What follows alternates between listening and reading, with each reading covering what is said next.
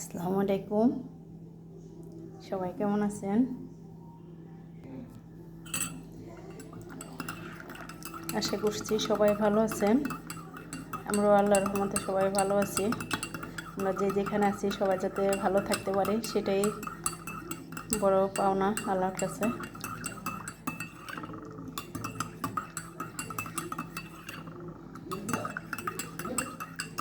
একটু চা খাবো, সেজন্য চা বানিয়ে নিলাম।